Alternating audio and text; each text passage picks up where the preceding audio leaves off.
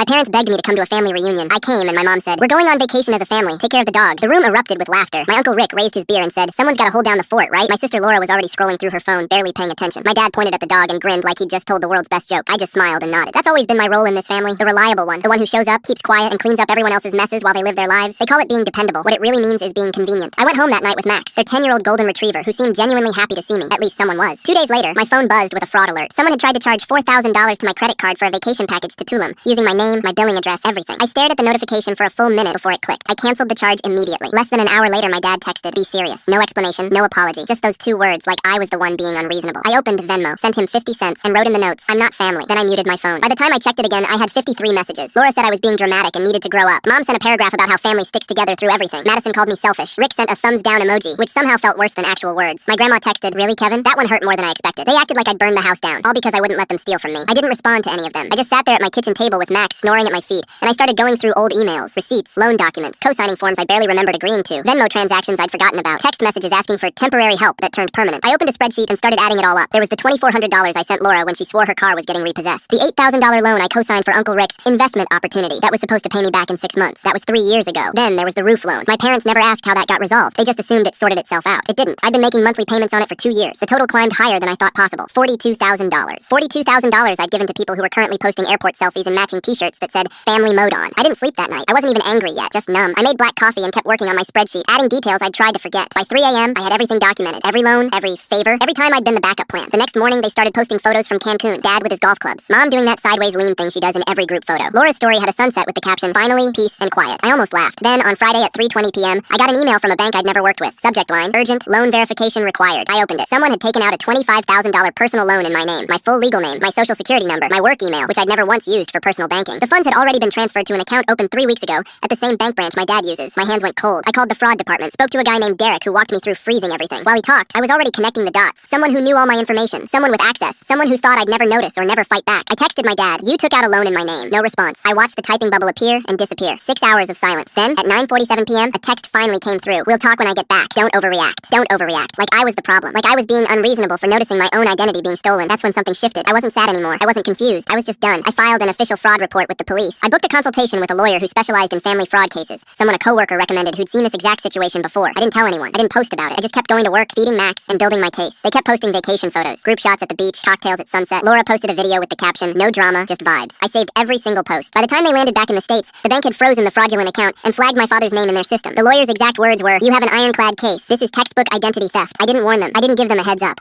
I just kept feeding Max and waited, because this time they were going to learn what family actually costs, and I wasn't going to be the one paying for it anymore.